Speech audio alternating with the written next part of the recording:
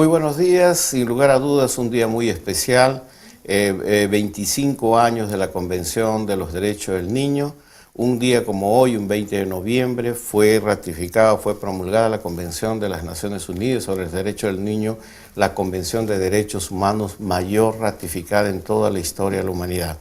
Todos aquellos que han estado involucrados, que hemos estado involucrados, hoy día estamos de fiesta. Yo creo que han habido avances importantes, han habido logros importantes y más aún desafíos que se nos presentan para adelante. El país, como todos los países del mundo, el día de hoy están conmemorando, están en eventos, están en análisis, están conversatorios, diálogos, en fin, desde Tanzania hasta Afganistán, África, Asia, América Latina, Europa, todos los países involucrados el día de hoy en este abrazo de hacer y poner en la agenda todos los derechos para todos los niños. En nuestro caso, un modesto homenaje también para este día, y nosotros queríamos empezar por algo que para nosotros es muy importante. El día martes 18 de noviembre, UNICEF organizó una ceremonia muy especial justamente para conmemorar el 25 aniversario de la Convención sobre los Derechos del Niño, y en este acto fue importante porque se dio un reconocimiento a personalidades que por su contribución a las políticas en favor de la niñez y la adolescencia peruanos fueron reconocidas. Yo quiero mencionar que dentro de ellas estuvieron varias de nuestros amigos y miembros del Grupo Impulsor de Inversión en la Infancia, como es el caso del señor Javier Abugataz, Manuel Bello, Alejandro Cusianos y por supuesto el padre Gastón Garatea, asimismo el doctor Uriel García. Junto a ellos también fueron homenajeados el embajador Javier Pérez de Cuéllar, como no, como secretario general de las Naciones Unidas, le correspondió a él presidir la sesión de la Asamblea General donde este importante instrumento fue aprobado. Estuvo también reconocida Hilary Cret, estuvo el congresista Jaime Delgado, estuvo José Miguel Morales, de Empresarios por la Educación, Peregrina Morgan, gran luchadora por la educación en el país, Cristina Reumert-Seyer, que está trabajando mucho en áreas urbanas, periféricas del país, haciendo todo lo posible por la infancia, Tarsilia Rivera, desde Ayacucho, con todo ese trabajo importante que ha venido haciendo, y Fernando Ceballos de La Tarumba, una persona que ha reivindicado durante muchos años el derecho al juego y a la recreación. El día de hoy queremos hacer un pequeño resumen de lo que dijo Paul Martin con respecto a este importante evento en conmemoración a los 25 años de la Convención de los Derechos del Niño. Adelante, por favor.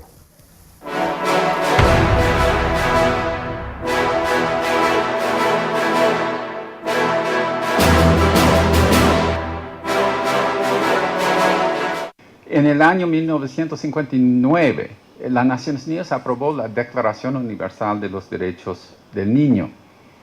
Muy bueno, excelente iniciativa, pero se quedó como una declaración de buenas intenciones.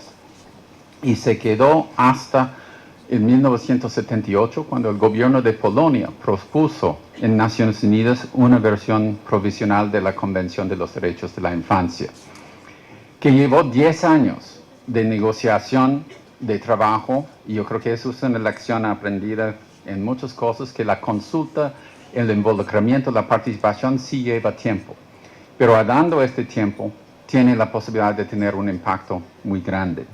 Y así el 20 de noviembre de 1989, 10 años después, las Naciones Unidas, la Asamblea General, aprobó lo que hoy estamos celebrando como la Convención de Derechos de los Niños.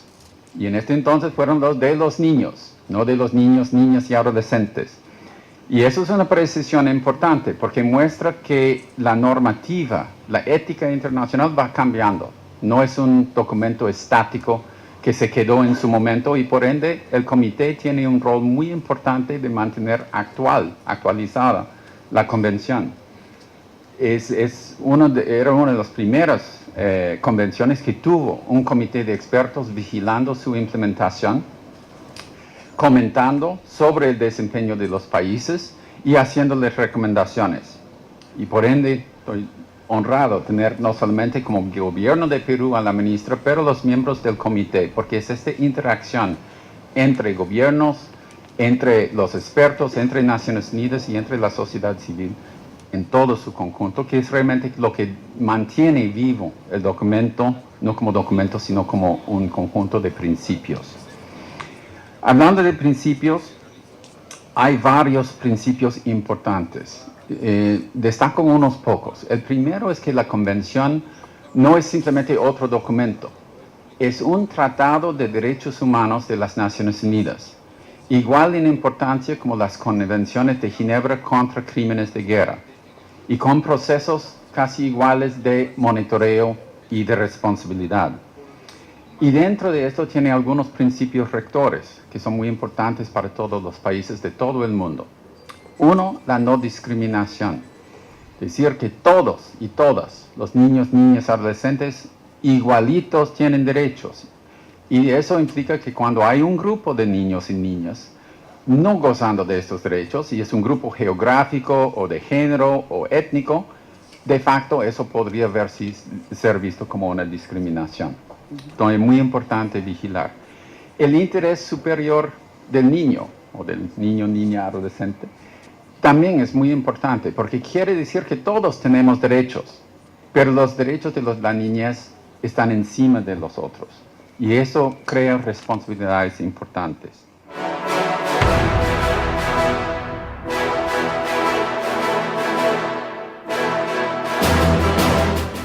Bueno, fueron las palabras de Paul Martin, representante de UNICEF en el Perú, quien hizo una introducción de análisis sobre qué pasó, cuáles fueron los principales avances y los principales desafíos también que nos presenta pues este aniversario de la Convención sobre los Derechos del Niño. Sin lugar a dudas, mucho que tratar, mucho que conversar, y ustedes pueden indagar mucho más en las páginas de las diferentes organizaciones sociales que están tratando y analizando cada uno de estos temas de la Convención. El día de hoy, como parte de esta modesta contribución que nosotros hacemos a este aniversario, tenemos una entrevista con el doctor Aníbal Velázquez, ministro de Salud, quien conjuntamente con el padre Gastón Garatea, Javiera Bugatás, trataremos el tema de esta movilización nacional contra la anemia y la desnutrición. Nunca nada más oportuno que realmente llamar la atención a este tema que a todos nos desafía. Y creo yo que nosotros tenemos que asumir esta responsabilidad desde los gobiernos locales electos, los nuevos regidores y la sociedad en su conjunto para realmente hacer posible que ningún niño más tenga anemia. Ustedes saben, tenemos cerca de 1 millón de niños con anemia y cerca de 500.000 niños todavía con desnutrición crónica. Creo que podemos hacer todos juntos. En la segunda parte del programa veremos esto. Bien, en este momento ahora sí pasamos, pues como les había ofrecido, las entrevistas a nuestros homenajeados el día martes en UNICEF, que son el señor Alejandro Kusianovich, Javiera Bugatás, Manuel Bello, el padre Gastón Garatea y por supuesto Uriel García. Y yo quiero recordarles que esta transmisión se hace en tiempo real, también gracias al apoyo de REMURPE, Red de Municipios Rurales del Perú, y también en red con la campaña peruana por el derecho de educación. Entonces vamos adelante con estas entrevistas.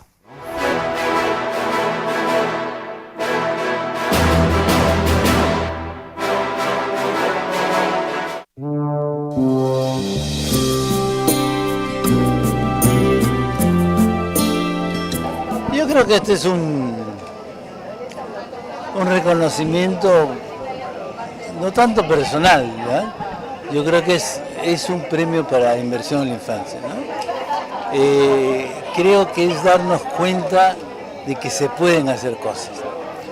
Yo creo que la inversión en la infancia es una cosa muy rara, no es ONG, no es del gobierno, no depende de nadie, ¿no? Es una iniciativa ciudadana. ¿Y qué es una iniciativa ciudadana? Tampoco lo saben, ¿verdad? Es algo que se le ocurre a un grupo de gente y hacer. Entonces, reconocer esto significa multiplicar muchas cosas, ¿no? Hemos comenzado con la infancia, se está planteando una iniciativa por la educación también, ¿no? Es decir, que es saber utilizar con independencia todo lo que sabemos de la educación. Creo que estos tiempos que se vienen también es muy importante para que, como sabemos que se invierte mucho, podemos ser nosotros testigos de esa inversión o de la no inversión, ¿no? Entonces creo que ahí hay una chamba que se habla. Y ampliar toda esa inversión en la infancia en el campo de la salud, que también es importante, ¿no? Para mí, en lo personal, es un verdadero triunfo para que se reconozcan a los niños. Con UNICEF tengo un vínculo desde el año 1982, que fui invitado por James Grant a exponer cómo es que se había reducido la mortalidad infantil por deshidratación usando las famosas bolsitas salvadoras. Y desde esa época estoy vinculado por una serie de razones con UNICEF. Y este reconocimiento, estos 25 años de reconocimiento de los derechos de los niños es un triunfo que casi podía decir, lo siento, a pesar de mi protecta edad de 90 y tantos años, lo siento como mío, realmente. Yo creo que todo reconocimiento a una persona es simplemente una forma simbólica de reconocer a mucha otra gente con la que uno trabaja. Yo creo que es un reconocimiento, en primer lugar, a nuestros compañeros y compañeras que en este caso han trabajado durante años en la promoción, en la defensa y en el desarrollo de los derechos del niño.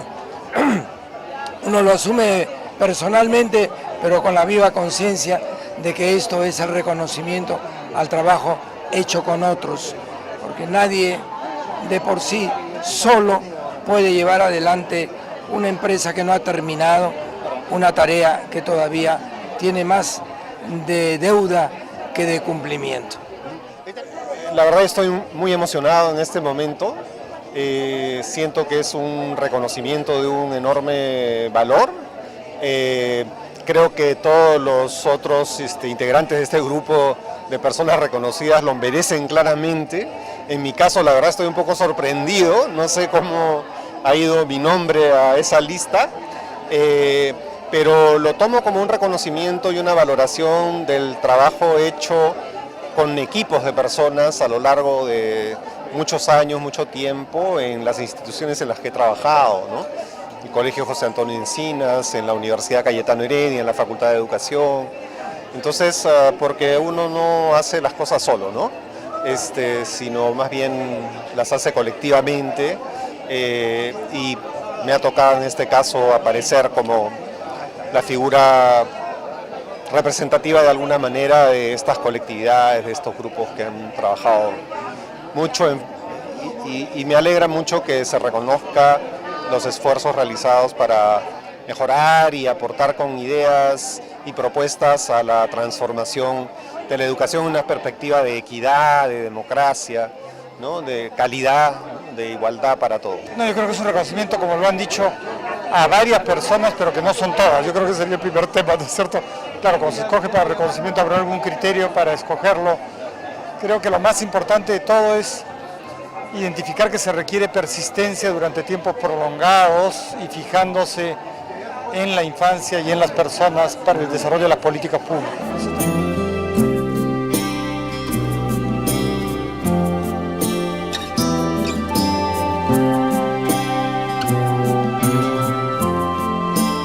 Yo creo que se progresa mucho, pues, ¿no? Mira, el hecho de que existan las demunas, ¿no? Eso es una maravilla, es una maravilla. Es decir, que los niños se puedan quejar porque los profesores o porque sus padres los tratan mal, se puedan quejar a alguien, es una maravilla, ¿no? Entonces creo que hemos dado pasos bastante interesantes para que no se cumplen todos lados, claro, pues. Y yo hay que mirar la cosa de otra manera. Se cumplen en muchas partes, no en todas, pero se cumplen en muchas partes, ¿no? Se está avanzando notablemente.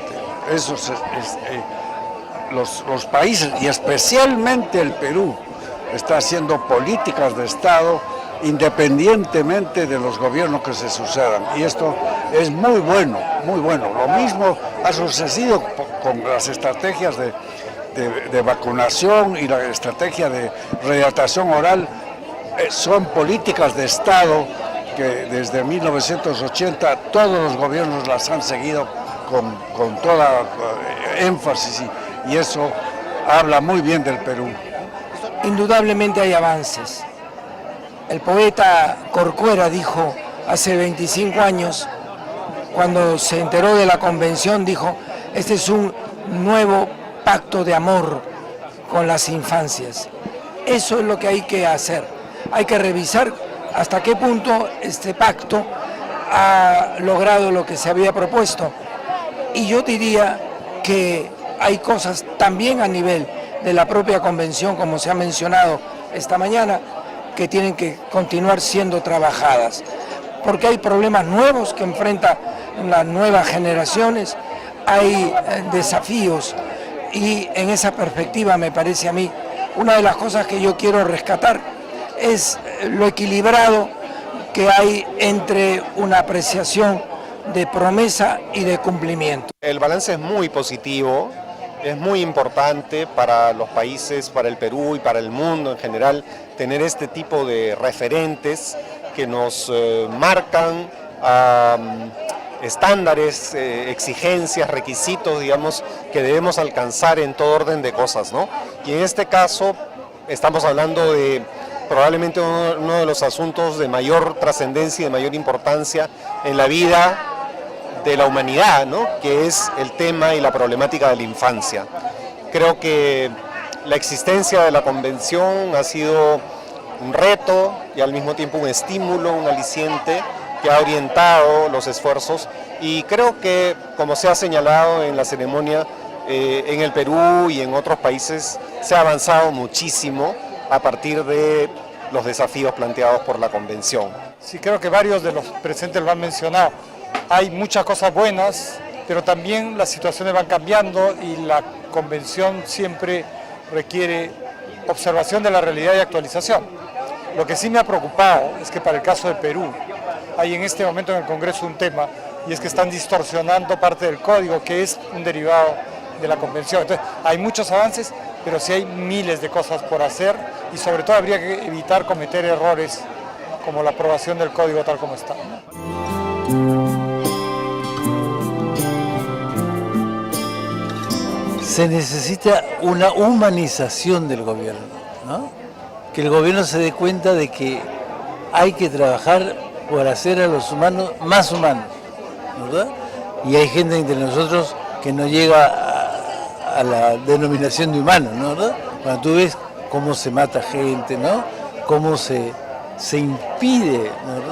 Entonces a mí me indignó cuando yo me enteré de que los nutrientes para los niños, para bajar la anemia, se habían quedado 6 meses en un depósito y había aumentado la anemia en las ciudades.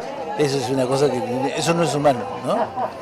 Bueno, lo denunciamos, hablamos, pero no pasó nada, nada. Y esos nutrientes tienen tiempo, pues, de vencimiento, ¿no?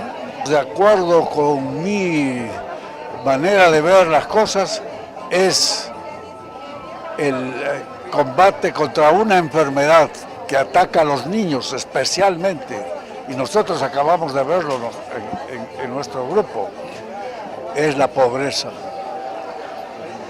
Ya aquí se ha dicho que ya la mortalidad infantil ha bajado notablemente por causas prevenibles, eso es maravilloso, pero ha aumentado la pobreza de los niños y eso está causando un daño a la infancia, principalmente a los niños menores de edad, entre los 0 y 5 años, que todavía no pueden luchar para sostenerse su alimentación en la mesa familiar. Y eso es realmente un hecho que todos debemos enfatizar. Hay que tratar de eliminar la pobreza, es decir, más justicia social. El principal reto no está en el texto de la convención no está en el simple hecho de una legislación nacional. Esta es una transformación cultural y por lo tanto tiene ciclos más largos que simple 25 años. Por ejemplo, es verdad que se ha erradicado de los textos jurídicos el concepto de la doctrina de la situación irregular, pero está inoculada todavía en la sangre, en los tejidos y en la conciencia de la sociedad. Podemos decir que al lado de eso, todavía la Convención no logra ser una propuesta que haya transformado el imaginario social, la cultura, y yo diría algo más, es el compromiso de los estados, pero eso supone también reformas del Estado que no se han logrado, supone un repensar la democracia cuando hablamos de la participación de las generaciones nuevas. Esto me parece a mí es tarea de largo aliento. En base a lo avanzado hay aliento para decir que hoy se cuenta con más gente, más fuerzas para irlo logrando, pero no creo que es una agenda concluida, es una agenda abierta, es una agenda pendiente. En el campo político, en el campo de las transformaciones culturales y del imaginario social. Por ahí veo yo uno de los retos fundamentales. En el Perú tenemos todavía mucho por delante, mucho por hacer, ¿no? Tenemos que mejorar. Yo hablaré del tema de la educación y creo que tenemos que trabajar muy fuertemente para en muy poco tiempo, en pocos años, universalizar, por ejemplo, la educación inicial, ¿no? Con una educación de alta calidad para todos los niños y niñas de todos los lugares del Perú, hasta los lugares más alejados, más remotos, pero también en las zonas urbanas marginales, en las zonas pobres y vulnerables de ciudades grandes como Lima y otras ciudades del país, ¿no? Está todavía pendiente ofrecer esa educación inicial de alta calidad, ¿no?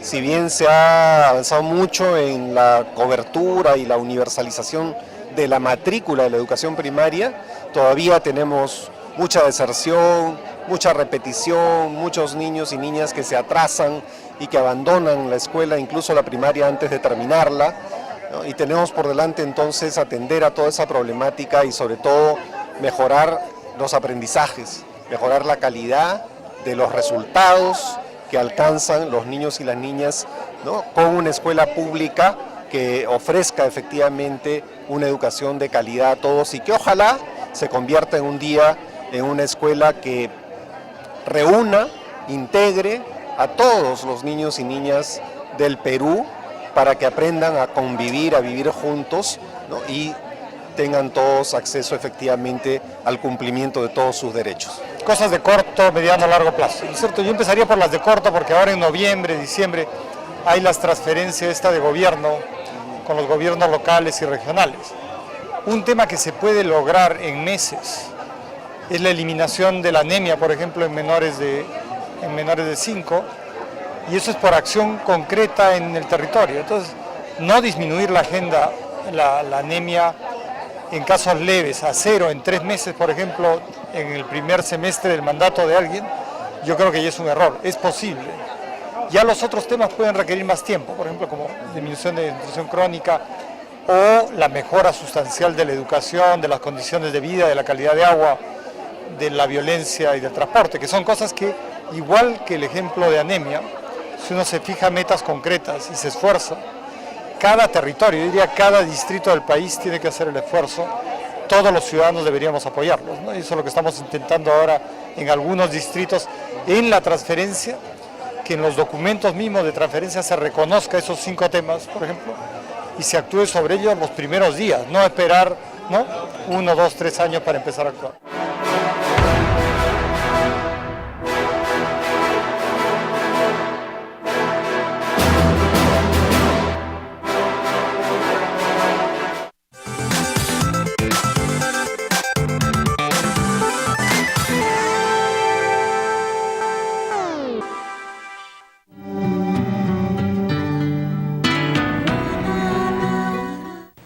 ¿Cuánto tuvimos que esperar hasta que América supiera que los niños y adolescentes son ciudadanos sujetos de derecho? Y sin embargo, antes de que puedan reclamar esos derechos, se los mata por millares cada día.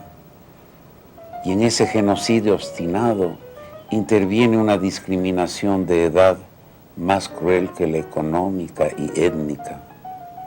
Más lenta es la agonía debido a la desnutrición, el hambre y las enfermedades habituales. Súbita o constante la violencia del medio que los atrae y del hogar que los rechaza.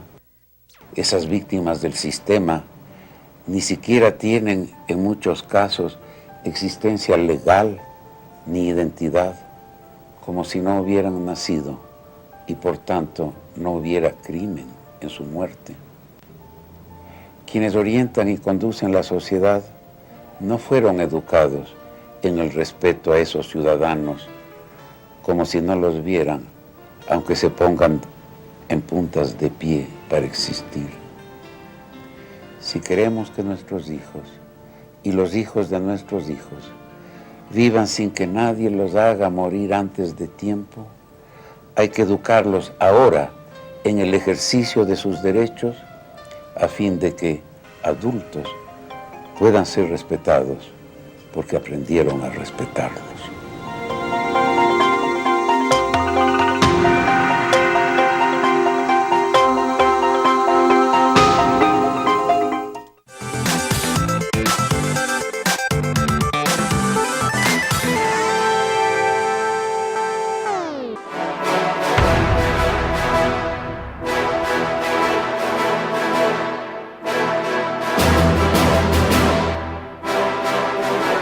Bien, ya estamos de vuelta con Diálogo Abierto y como anunciado al inicio del programa tenemos en este festejo de los 25 años de la Convención de los Derechos del Niño un regalo muy especial. Estamos pues con el ministro de Salud, el doctor Aníbal Velázquez, quien ha venido a visitar y ha tenido una reunión con el Grupo Directivo de Inversión en la Infancia y coordinado por el padre Gastón Garatea. Entonces, sin más preámbulos, creo que es importante pasar primero la voz al padre Gastón, la palabra, para que él pueda contextualizar un poco la importante visita que hemos tenido el día de hoy del doctor Aníbal Velázquez. Adelante. Bueno, hemos estado con el señor ministro y ha sido realmente un gozo, ¿no? Sentirnos comprendidos y sentir que podemos trabajar más hacia adelante. Yo creo que a nosotros nos toca ser voz pues, de mucha gente, ¿no? Y agrandar, unirnos a otras voces, pues no somos los únicos, ¿no? Otras voces que están teniendo una mística que parece importante, que es el valor del niño como persona humana, como ser humano, como compañero de vida. Creo que este es un asunto que tenemos que ir trabajando. No basta decir cosas que son importantes, como que se necesitan vacunas, que se necesita atención, que se necesita leche materna, mil cosas de esas que uno lo sabe. Tienen que hacerlas y hay que hacerlas. Pero esto hay que mantenerlo con este cuidado de que se está tratando de un asunto de seres humanos. Y a esos seres humanos es a los que nosotros queremos proteger y queremos ayudar. Gracias, ministro, muchísimas gracias por su presencia y evidentemente la importancia de la visita del ministro el día de hoy fue a propósito de este anuncio que hicimos sobre este compromiso para crear un compromiso nacional de lucha contra la anemia y la desnutrición como una punta de lanza para poder llegar a estas metas de salud integral para todos nuestros niños de 5 años. Ministro, entonces, con usted la palabra, ¿cómo ha visto esta iniciativa y cuál sería nuestra buena noticia de participación conjunta? Sí, bueno, primero, para nosotros es muy importante trabajar con la iniciativa por la infancia porque son un grupo de personalidades que durante muchos años han estado tratando de convencer a los que conducen el Estado la importancia de trabajar con los niños para que podamos tener un Perú mejor. Y es el momento de que se ve de manera natural una reacción por parte del Estado de querer responder a este llamado. Y desde hace muchos años el gobierno ha ido asignando recursos y también cada vez desarrollando programas y comprometiéndose más para poder implementar acciones e intervenciones que van a ayudar a la salud de los niños. En este momento empezamos con una noticia histórica, que a partir de diciembre todos los niños que desde que están en la gestación están protegidos por el Seguro Integral de Salud. Esto quiere decir que no solamente para recibir vacunas o micronutrientes, sino para cualquier otras enfermedades que los niños puedan requerir, por ejemplo, cáncer, ya hay niños que están recibiendo atención o malformaciones congénitas que requieren atención de quirúrgica altamente compleja, que antes personas de bajos recursos no podían acceder y simplemente morían. En cambio ahora el Seguro Integral de Salud, si es que se detecta que hay alguna enfermedad tan grave de un recién nacido, de una malformación del corazón, inclusive puede ser trasladado al Instituto Nacional de Salud del Niño de San Borja, un nuevo instituto que está destinado básicamente a recibir referencias. Quiere decir que cuando no se pueden atender en las regiones pueden venir a Lima y vienen con los papás, inclusive pueden quedarse a pernoctar en el establecimiento acompañando hasta que se puedan recuperar. Eso no ocurría antes y ahora gracias a que existe un Seguro Integral de Salud donde puede proteger la salud de todos los niños, eso se está haciendo realidad. Entonces, en una etapa donde ha mejorado el financiamiento, todavía existe problemas para poder hacer que ya realmente estos servicios lleguen a la gente que necesita. Entonces, a veces vemos problemas que no solamente tienen que ver con falta de recursos, sino también con mala gestión. Quiere decir que por más que los recursos estén, no están llegando donde deberían llegar. Entonces necesitamos la participación de todos. Todos debemos ser vigilantes, los ciudadanos, sabiendo que existen estos derechos, sabiendo que existen estos recursos. Lo que hay que hacer es que se utilicen bien. Por lo tanto, todos debemos estar informados y reconocer cuáles son nuestros derechos y comenzar a actuar.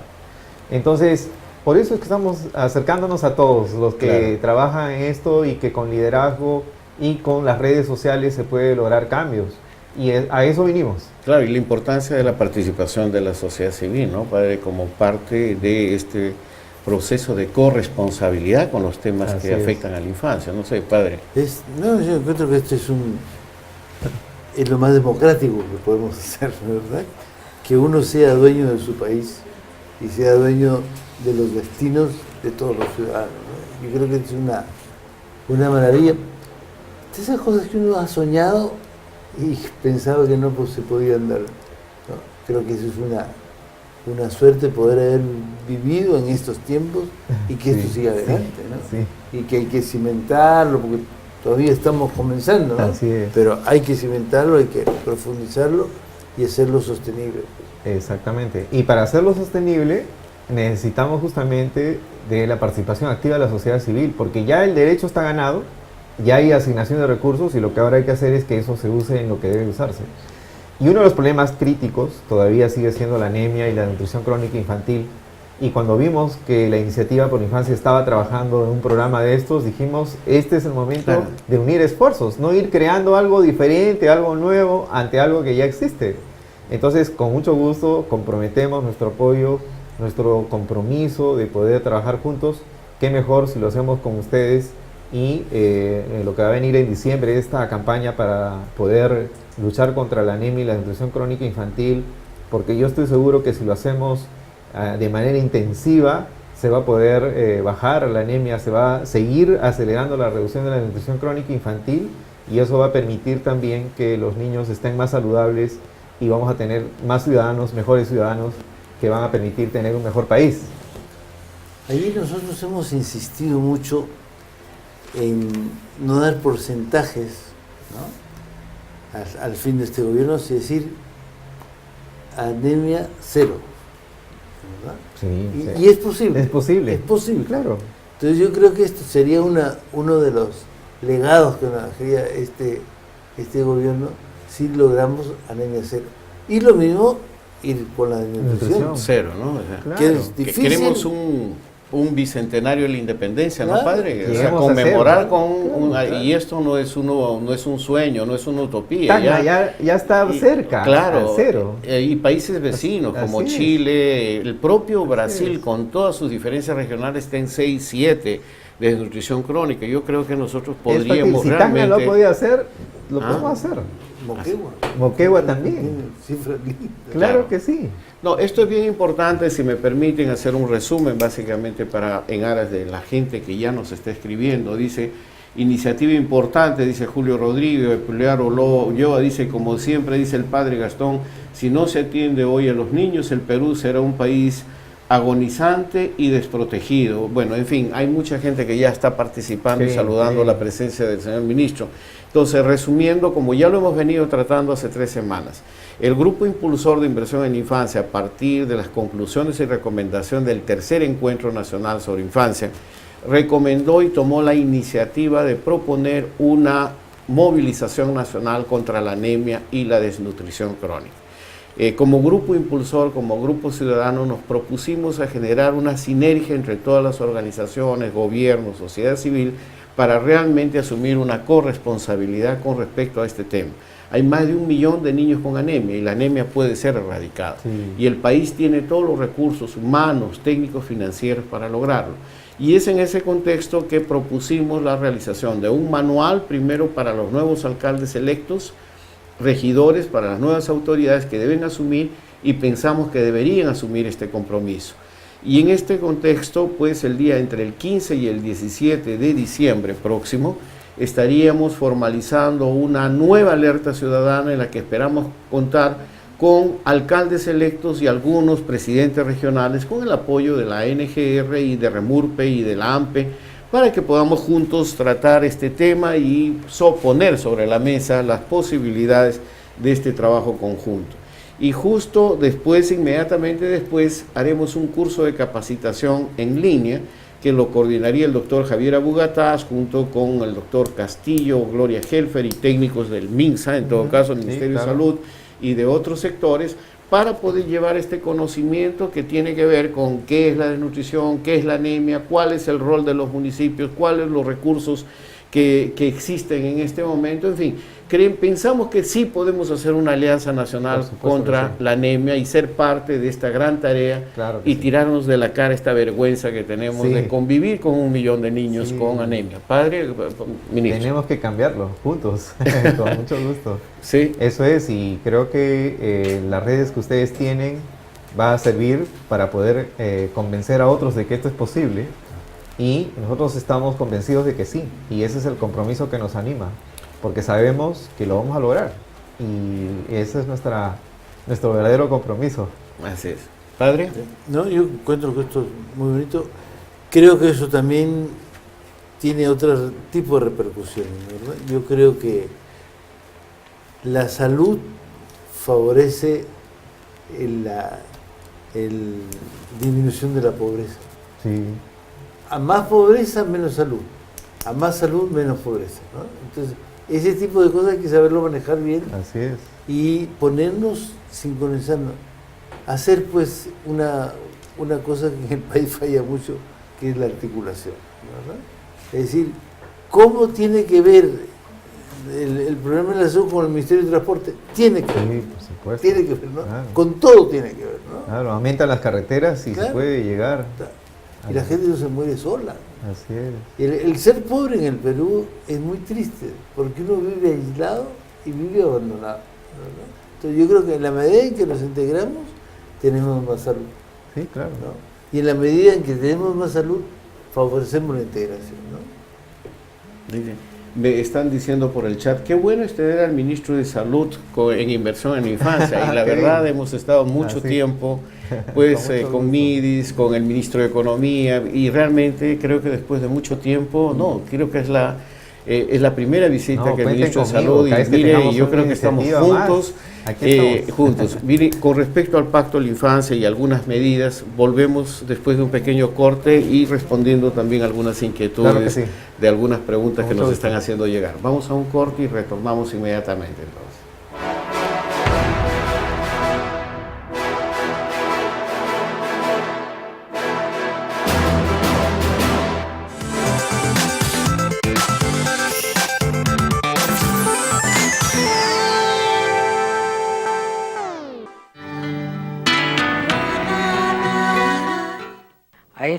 exactamente. Hay un niño en la calle, hay un niño en la calle. Es honra de los hombres proteger lo que crece, cuidar que no haya infancia dispersa por las calles.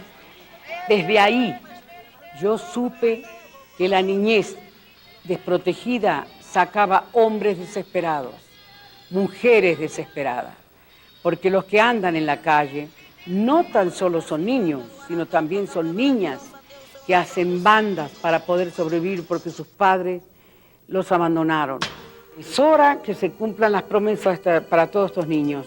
Ellos tienen el derecho. Nosotros tenemos la responsabilidad de hablar de esto para que esto se termine.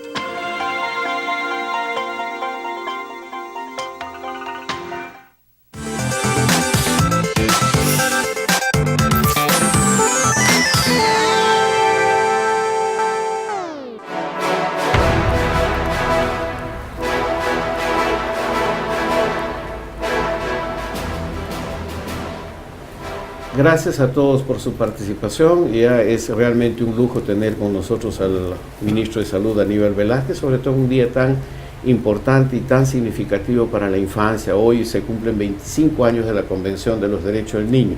Me informan que hay más de 2.000 personas ya conectadas en línea, lo cual agradecemos infinitamente, y creo que vamos a seguir trabajando con esta idea de ir montando cada vez más esta sinergia en favor de esta movilización. Si me permite, padre, yo creo que en la reunión del grupo impulsor, el ministro mencionó la importancia de este pacto ciudadano por la primera infancia y la importancia que esto tendría para comprometer al sector salud como un todo, también como indicadores de logro. ¿Podríamos retomar este tema? Sí, con mucho gusto. Una de las motivaciones principales que tuvimos cuando vimos el trabajo que estaba haciendo la Iniciativa por la Infancia era este pacto, porque veíamos de que es el trabajo que tiene que hacer el Ministerio de Salud y ya lo está haciendo, pero una cosa es tenerlo como planes operativos y con planes normales, digamos, pero otra cosa es cuando hay un compromiso con la sociedad, con la comunidad. El compromiso hace de que se haga mucho más esfuerzo que lo normal. Por lo tanto, sí, nosotros es importante comprometernos con un pacto social y por eso el mecanismo que pensamos que puede hacer que eso sea efectivo es que nosotros podamos llevar el pacto al Consejo Nacional de Salud para que se discuta, y si se acuerda de que nos comprometemos con el pacto, es un mandato para el Ministerio. Por lo tanto, nosotros luego tendríamos que hacer rendición de cuentas para ir viendo cómo vamos avanzando en el pacto, y si no cumplimos, igual tiene que haber de algún modo algún reclamo, que con justa razón, porque los niños no pueden esperar, y nosotros creemos que todo el esfuerzo que debemos hacer es que debe lograrse esos indicadores que realmente para nosotros son importantes: erradicar la violencia, erradicar la desnutrición, reducir o erradicar la mortalidad infantil debido a causas que se puedan prevenir. Entonces ese compromiso para nosotros es importante, y además hace de que ya no estemos solamente vigilados, sino formar parte en conjunto, ¿no? Con una corresponsabilidad con ustedes también. Porque la implementación no solamente depende del sector salud, depende de los determinantes sociales, depende de la pobreza, y por lo tanto, si todos empujamos hacia el mismo lugar, podemos lograr un gran cambio.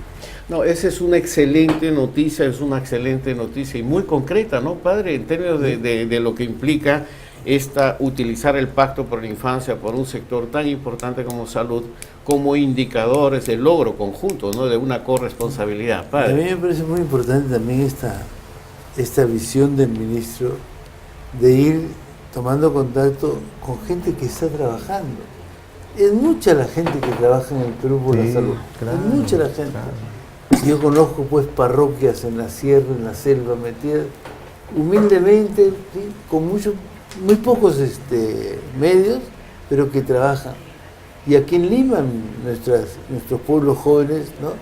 Párrocos que toma un médico para que atienda a la gente necesitada, ¿no? Es mucho, la verdad. Y a veces esa gente o no tiene la actualización, o tiene mala formación, o a veces no tiene capacidad. humana, ¿no? Claro. Entonces, creo que eso hay que irlo nucleando. Así ¿no? es, y Para una que, sinergia, ¿no? Claro, podamos hacer cosas bonitas y necesarias. Sí. No, a nosotros nos parece importante y yo, permítame, ministro, si nuestro director nos ayuda, yo voy a pasar para que vea la cantidad de personas que ya están escribiendo y algunos quieren hacerle algunas sugerencias y algunas recomendaciones también. Claro que entonces, si me permite, entonces vamos con Carlota Villanueva y dice: cada día que pasa sin que algún niño deje de ser atendido y corre peligro, todos los ciudadanos somos cómplices de este dolor. ¿Cuánto debemos esperar para que deje de haber este sufrimiento en la familia? Dice Juliana Medina, nos dice: ministro, es importante su compromiso, pero también es importante los que trabajan con usted asuman este compromiso, así como las autoridades municipales y otras autoridades que se sensibilicen con este tema.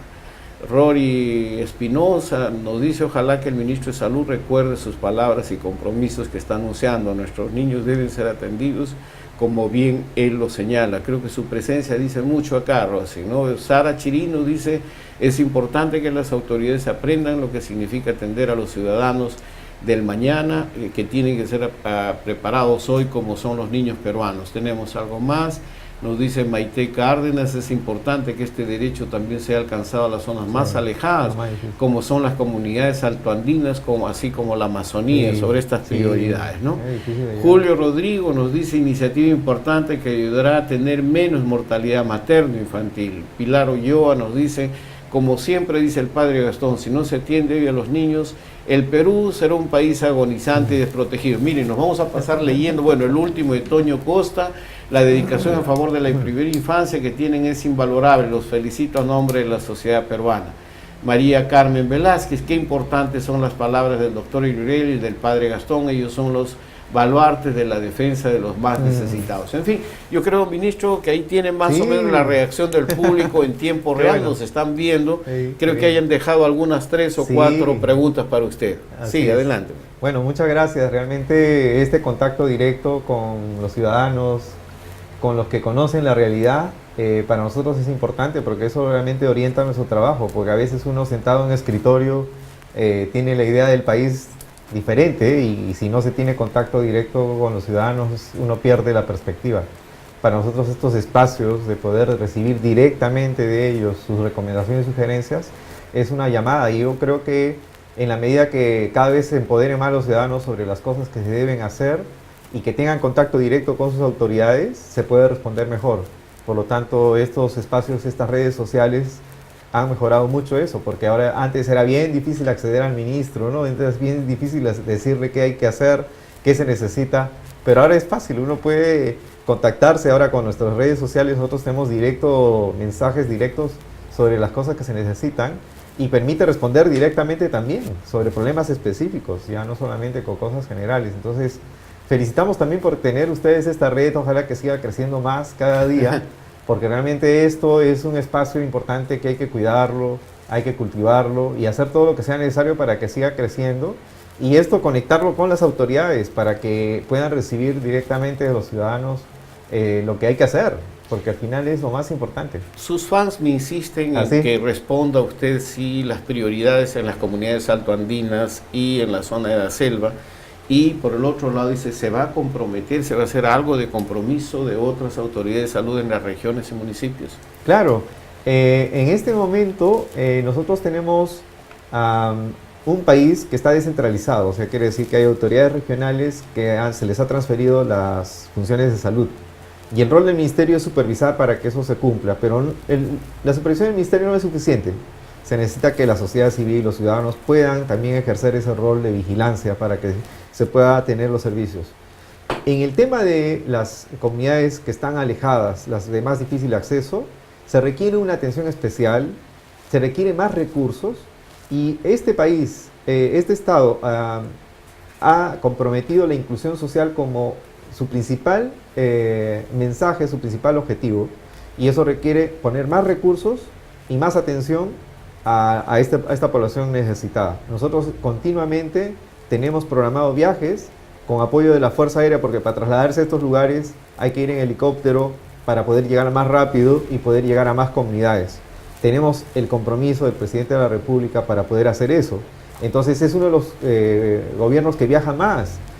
Continuamente estamos yendo a las zonas bien alejadas, en contacto directo con los APUs, por ejemplo, en las zonas del Daten del Marañón, que ya tenemos programado en la siguiente semana. El lunes se va a estar un equipo del ministerio con ellos reunidos para resolver problemas tan sensibles como la hepatitis B, por ejemplo. Algo que no debería ocurrir en esas comunidades, porque la vacuna existe. Si ellos estuvieran vacunados no tendrían esa enfermedad, pero están muriendo porque la vacuna no llega. Entonces estamos trabajando ahora con ellos directamente para idear mecanismos que permitan tener cadenas de frío con paneles solares, cosa que se les deja las vacunas a los mismos de la comunidad. Ellos podrían vacunar y evitar estas enfermedades. Entonces hay un compromiso sincero, hay una política de Estado que se está armando en estos momentos, y a través del Ministerio de Cultura está siendo esta población priorizada, de tal forma que se pueda atender directamente a esas necesidades. Y sí, estamos cada vez apuntando más a esa población, y hay que identificarlos, tener DNI, eso le da también derechos, y en eso estamos, en ese camino. Me dicen aquí, padre, qué bueno es escuchar al ministro de Salud sobre la salud de la infancia y no hablar sobre las huelgas, me dicen. ¿Usted qué puede decir, padre? Yo creo que las huelgas también son acontecimientos reales, ¿no? Claro. Y ha habido problemas, y gracias a Dios se van solucionando, y uno va viendo el panorama más claro, más auspicioso, ¿no? Creo que el tema de la huelga es un tema muy doloroso. Yo creo que ha sido doloroso para todos, especialmente a los pacientes, ¿no? La gente que estaba mal en ese momento, se las ha pasado canutas, como decimos, ¿no? Pero creo que los médicos también han sentido que esto estaba fuera de sus posibilidades humanas, ¿no? Que no están hechos para hacer huelga, están hechos para atender pacientes, ¿no? Pero, en fin, hemos superado esa etapa, yo creo que por muchos años más, ojalá sea por muchos más, y creo que hay también pues una cosa que tenemos que tener todos muy serios, que hay médicos. No hay médicos de primera, de segunda, de tercera, ¿no? Nuestra institución médica está mal hecha, ¿no? Un médico del sistema de salud, nacional de salud, gana tanto, uno del ministerio gana tanto, uno de la policía gana tanto, y yo por un mismo servicio, ¿no? El problema es controlar. También se dice pues que los médicos se escapan del trabajo. Bueno, si se escapan hay que controlarlos, pues, ¿no? Pero no puede haber tantas diferencias porque eso trae malestar, ¿no? Sí. No, es muy importante, y yo quisiera terminar la entrevista con el ministro y agradecerle su tiempo. Nos ha escrito el doctor Oscar Liendo. Liendo está en Cusco, está de vacaciones, según él, escribiendo, trabajando siempre en el tema. Excelente. Oscar Liendo es miembro, como usted sabe, del grupo de directivo también de inversión de la infancia, y bueno, está metido también como parte del Comité de Salud para Desnutrición. Así es. Y Oscar Liendo nos escribe, en el cual nos dice: básicamente, felicitaciones por este importante acuerdo. Sería pertinente avanzar hacia una agenda compartida, al igual que consolidar mecanismos para la coordinación permanente. Entonces, básicamente la sugerencia que hemos discutido también es tal vez crear algún tipo de mecanismo que nos permita coordinar los próximos pasos, tanto del Grupo de Inversión en la Infancia como del Ministerio de Salud, para todo el aspecto de divulgación, capacitación y convocatoria, ¿no, ministro? Claro que sí. Nosotros lo que estamos haciendo es, con todas las fuerzas vivas, con todas las organizaciones que ya trabajan años en esto, la ventaja de trabajar con estos grupos y con esa comunidad organizada es de que nos ahorra tiempo, y además se llega más rápido a más gente. Y además tenemos activistas que creen en esto. O sea, quiere decir, no es solamente, digamos, algo porque hay un tema más que tocar, sino que están creados para esto. Entonces, qué mejor trabajar con activistas, con quienes creen que esto es importante, porque eso también a nosotros nos llena de compromiso, nos llena de ganas de seguir adelante, porque también el activista ayuda a que el funcionario público sienta que no es solamente para cumplir sus funciones. Entonces, lo que nosotros decimos es que debemos hacer una política centrada en las personas y no en la burocracia. Porque ¿qué ocurre? Cuando hemos visto en la práctica que cuando se maneja burocráticamente la atención de un niño, Entonces no se comprometen con la salud del niño, sino se comprometen con la tarea que tiene que hacer. Por ejemplo, el que hace control de crecimiento y desarrollo, su compromiso es medir la talla y peso, ¿no es cierto? Entonces, pero cuando uno ve el seguimiento del niño, lo que ve es un cuadrito que está viendo que está cayendo la talla, pero no se compromete a que eso tiene que cambiar, porque se supone que eso es responsabilidad de los padres. No es cierto, es responsabilidad de todos. Si yo detecto que eso está cayendo, yo tengo primero que ver por qué la mamá no está ayudando para que mejore su estado nutricional. Yo tengo que hacer lo necesario para poder resolver el problema. Entonces no debemos solamente decir, yo ya cumplí, yo ya le avisé, yo ya dije. No, nosotros tenemos que resolver el problema si es que nos toca enfrentarlo directamente, aunque no sea nuestra tarea, nuestra función solamente específica que nos da el Estado, sino resolverlo hasta que realmente el niño o el caso sea resuelto. Yo lo molesto, ministro, con algo más, padre, que han dejado, porque eso tiene que ver para ti también, padre Gastón. ¿Cómo mejorar la articulación de los programas? Porque creo que todavía existe un poco esta dispersión o este paralelismo. Es un poco la última pregunta. Ese es el mal del Perú. Yo creo que hay que cambiar una frase, que la decimos muchos: defensa civil, tarea de todos, ¿no? Que es una frase bonita. Pero el asunto es mucho más grande. Perú, tarea de todos. Perú, tarea de todos. Porque oye, esto pasa con la inseguridad ciudadana, que es un drama, ¿no? Pasa con el tránsito, que es otro drama. Pero la salud es algo que tenemos que solucionar entre todos, como usted bien lo dice, y con toda justicia. Porque es una injusticia que se le deje solo a un grupo un problema tan difícil y tan insoluble. Solo no puede. La gente de salud no puede con la salud, ¿no? Yo creo que aquí tenemos que intervenir todos, cada uno a su medida, y cada uno tiene cosas que dar y cosas muy valiosas que dar. Sí. Ministro, sí, básicamente agradecerle su presencia, agradecerle a todos, a nombre de todo el grupo directivo de Inversión en la Infancia. Esperamos, no va a ser la última vez, estamos coordinando y estaremos juntos a mediados de diciembre entonces, sí, ¿no? Así es, haremos una sesión para anunciar que estamos ya listos a mediados de diciembre. Deberíamos tener otra conexión con los ciudadanos. Seguramente antes nos veremos para lo del Consejo Nacional de Salud. También creo que vamos a tener buenas nuevas. Sí. Yo le agradezco infinitamente, y yo tanto al padre Gastón, entonces, por esta entrevista, y ahora sí, como parte del compromiso, vamos a repetir la entrevista que hiciéramos vía Skype al doctor Emilio García Méndez, jurista y gran propulsor de más de 18 códigos de la infancia y la adolescencia en América Latina. Y él, a propósito de los 25 años de la Convención de los Derechos del Niño, él nos advierte que América Latina está sentada en una bomba de tiempo. Hay demasiado apartheid social a muchos jóvenes que viven en la pobreza, y que realmente el tema no es reducir la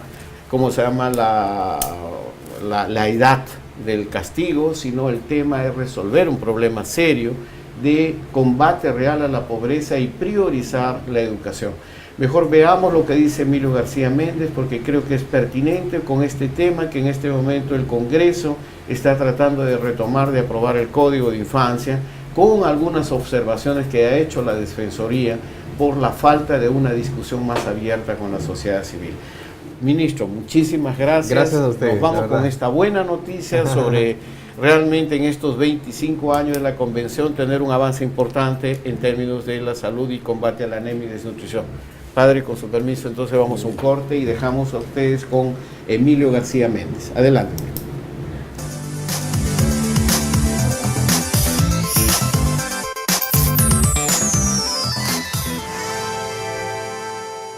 Quizás una primera reflexión, Emilio querido, ¿dónde estamos?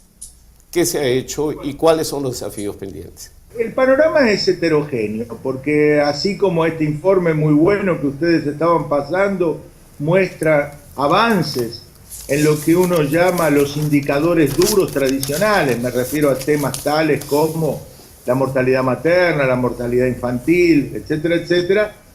En materia de derechos humanos, nosotros no estamos tan bien. Uno podría decir que los países latinoamericanos, sin excepción, están sentados arriba de una bomba social de tiempo. Y esta bomba social de tiempo no es otra que los adolescentes pobres que en las periferias urbanas no estudian ni trabajan. Yo creo que este es el desafío más grande que hoy tiene la política social, y en realidad más que la política social, la política en un sentido más amplio en América Latina. La cuestión de los adolescentes infractores, que es la punta del iceberg de este problema que estoy mencionando, no hay encuesta de opinión que no coloque el tema de la inseguridad en el punto número 1 de la preocupación social. Al mismo tiempo, los medios de comunicación han hecho un vínculo, muchas veces, con mayor o menor nivel de veracidad, han hecho un vínculo bastante fuerte entre esta inseguridad y los menores de edad. Porque una de las cosas que también caracteriza esta área, o todas las áreas vinculadas con los derechos humanos, es la falta de información cuantitativa confiable. Nosotros precisamos en el área de derechos humanos el punto, no diría número 1, el punto 0 de nuestra agenda es la obtención de información cuantitativa confiable. Porque la cuestión de los adolescentes infractores, a pesar de tener un carácter cuantitativo reducido, tiene lamentablemente un carácter contaminante negativo sobre el conjunto de las políticas sociales. Es decir, aquel que no resuelve esta cuestión acaba contaminando negativamente el tema de las políticas sociales. Emilio, una consulta. Yo creo que el tema que estás tratando es un tema muy pertinente, que está en la agenda y que realmente los países nuestros tenemos que franquearnos un poco al respecto de esto. Inclusive aquí en el Perú está pues nuevamente el tema de moda, o sea, el tema de inseguridad ciudadana, y ya hay muchos sectores que se están articulando para tratar de hacer un lobby para la baja de la imputabilidad penal. Nuevamente el adolescente paga la cuenta. ¿Cómo lo ves? Bueno, justamente, me parece que lo que ha pasado en el Uruguay, ¿sí? En Uruguay ha habido un plebiscito, ahora el día 30 de octubre, con las elecciones presidenciales, junto a la elección del presidente, que dicho sea de paso, irá a una segunda vuelta el 30 de noviembre, se ha votado un plebiscito para bajar o no la edad de la imputabilidad. Este plebiscito, felizmente, fue derrotado, es decir, el 53% de los uruguayos dijo que no a la baja de edad de la imputabilidad, pero el 47% dijo que sí. ¿Esto qué quiere decir? Esto quiere decir que hay un creciente clamor, hay una creciente creencia en las sociedades latinoamericanas que es bajando la edad de la imputabilidad que se resuelven estos problemas. Estos problemas existen. Los problemas de seguridad no son una sensación, no son problemas inventados, pero al mismo tiempo que existen, lo que no existe consenso es acerca de cómo se resuelven estos problemas. Precisamente el Uruguay es el país que en términos proporcionales tiene el mayor número de menores de edad privados de libertad en toda América Latina. Con excepción de la Argentina, digo con excepción de la Argentina porque en la Argentina no sabemos cuántos hay. Así que no sabemos. De todos los países de América Latina que se conocen bien regular o mal las cifras, el Uruguay es el que tiene el número más alto de privados de libertad. Del otro lado tenemos un país que en esta materia es un país sumamente interesante, uno de los países que ha trabajado con más seriedad estos temas, que es Costa Rica. Costa Rica aquí es paradójico porque Costa Rica, que tiene más habitantes, tiene 5.400.000 habitantes contra 3.200.000 del Uruguay, y la pirámide poblacional del Uruguay es una pirámide mucho más envejecida, o sea, hay mucho más niños cuantitativa y cualitativamente hablando en Costa Rica que en Uruguay, mientras Uruguay tiene 800 menores de edad privados de libertad, Costa Rica tiene 67 menores privados de libertad la semana pasada.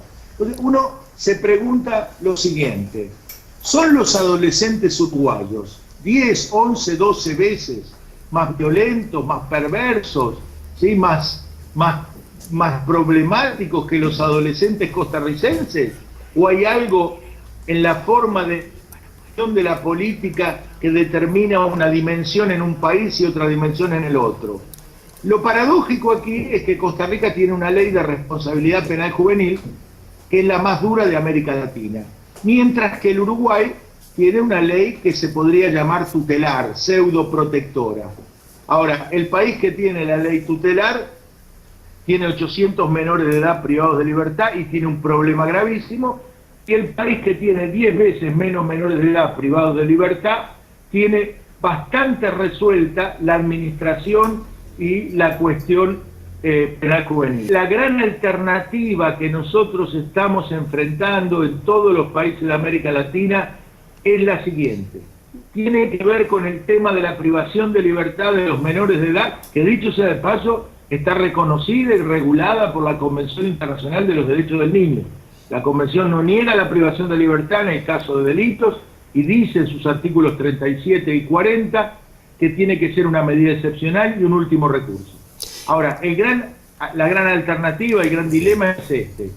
O usamos la privación de libertad como una respuesta seria y legítima del Estado frente a los delitos graves que cometen los menores de edad, que es el caso de Costa Rica, o la usamos como una especie de política social reforzada de cuarta categoría para los adolescentes pobres de las periferias urbanas. El proyecto del milenio ha construido como uno de los 4 escenarios factibles para América Latina el año 2030, ese escenario que se llama América Latina en llamas, donde el crimen organizado va a tomar cuenta de la gobernabilidad de la mayoría de los países de América Latina, ¿no? En Perú estamos viendo una escalada violentamente hacia esa perspectiva.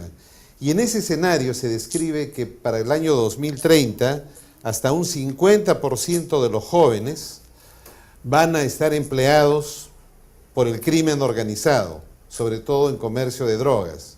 Entonces, frente a ese escenario, claro, como cualquier futurible, es sujeto a los avatares que nos separan todavía del 2030, no son muchos, pero quería decirte esa perspectiva que tú la ves un poco con avances y retrocesos.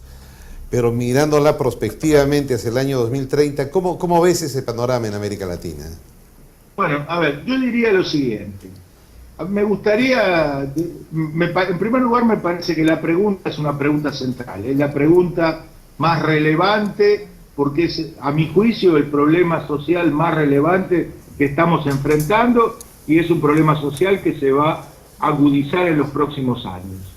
Así que me gustaría enmarcar mi respuesta en una frase de este famoso dramaturgo alemán, Bertolt Brecht. ¿Sí? Hay una frase poco conocida de Bertolt Brecht que dice así: cuando la hipocresía es de baja calidad, es mejor decir la verdad. ¿Y por qué digo esto?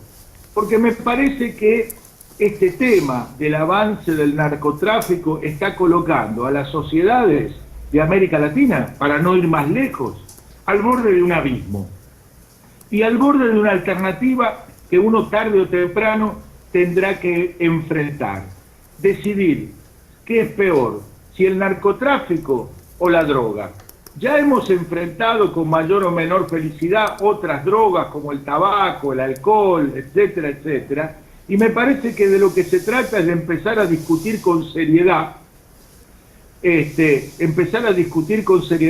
una forma de desmontar el negocio internacional del narcotráfico.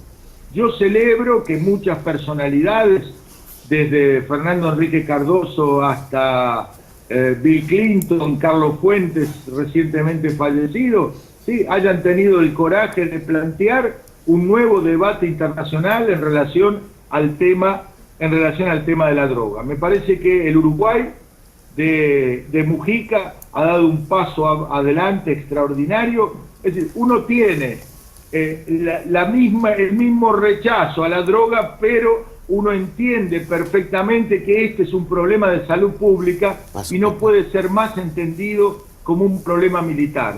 Porque si uno lo entiende como un problema militar, lo único que está haciendo es engordar las cuentas del narcotráfico, y el narcotráfico está acabando con nuestra juventud y de hecho está acabando con nuestras sociedades. Entonces me parece que las Naciones Unidas, que están cambiando la posición al respecto, y cuando digo cambiando la posición, no me estoy refiriendo que uno exige que las Naciones Unidas tomen una posición.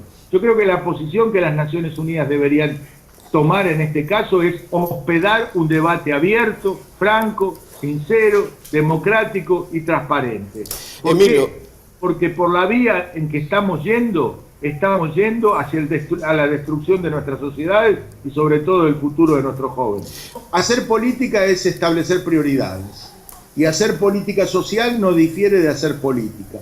Yo soy de los que piensan todavía que la educación no tiene en nuestros países de América Latina la prioridad y la importancia que se merece. Yo no veo ninguna alternativa a pensar con seriedad una salida de la situación que nos encontramos si nosotros no colocamos el tema de la educación, ¿sí?, en el punto central de la agenda política. Y la educación, se me podrá decir, yo no soy un experto en educación, pero soy un ciudadano. Así que yo no veo la educación desde el punto de vista de la oferta, pero sí veo la educación desde el punto de vista de la demanda. Y yo soy de los que piensan, como piensa Salvador Herencia, que si nosotros no tenemos una educación mejor es porque no tenemos una demanda por una educación mejor. Entonces tenemos que colocar el problema de la educación, hay que construirlo como el problema central de nuestro desarrollo. Yo creo que una de las cosas que caracteriza, ¿sí?, a la política de crisis en la que nosotros estamos inmersos es que le cuesta a los estados, pero también les cuesta a las sociedades pensar a mediano y a largo plazo. Una de las cosas, yo siempre he escuchado hablar, sobre todo en UNICEF, de la perspectiva de derechos. Y muchas veces la gente me citaba a mí hablando de la perspectiva de derechos y yo decía, bueno, qué curioso que me citen a mí porque yo todavía no entendí muy bien de qué se trata esto de la perspectiva de derechos, ¿no? Yo sí ahora entiendo qué cosa no es la perspectiva de derechos. Yo todavía no tengo muy claro qué es la perspectiva, pero tengo muy claro qué cosa no es una perspectiva de derechos. Y a mí me parece que las perspectivas de corto plazo nunca son perspectivas de derechos. Y me parece que el mejor ejemplo de todos es el tema vinculado con el trabajo infantil, que es un tema muy sensible en un país como Perú, en un país como Bolivia o en países como Paraguay, porque en una perspectiva de corto plazo, que no es una perspectiva de derecho, la promoción del trabajo infantil, que puede significar un pequeño alivio en el día de hoy, significa la consolidación de la pobreza y de la miseria en el mediano y el largo plazo.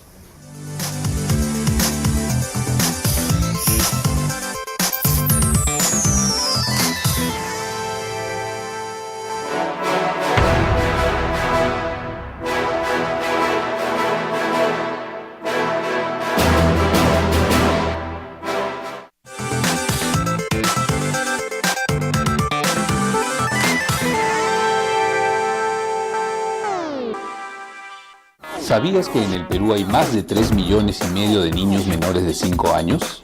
¿Sabes cuántos de ellos están desnutridos? ¿Cuántos reciben educación inicial? ¿Cuántos viven en hogares sin luz ni agua potable? ¿Cuánto de presupuesto se asigna para solucionar estos problemas? ¿Y sabes cuánto se ejecuta? Esta información y muchos otros datos relevantes están en el Infobarómetro de la Primera Infancia, una herramienta virtual que muestra estadísticas con rostro humano a nivel nacional, regional, provincial y distrital. ¿Quiénes son? ¿Cuántos son? ¿Dónde están? ¿Qué hacer? Ingresa al Infobarómetro de la Primera Infancia para conocer la realidad de los niños y niñas de 0 a 5 años de nuestro país, para tomar decisiones acertadas, para apoyar, para demandar y vigilar que se cumplan los compromisos. Infobarómetro de la Primera Infancia.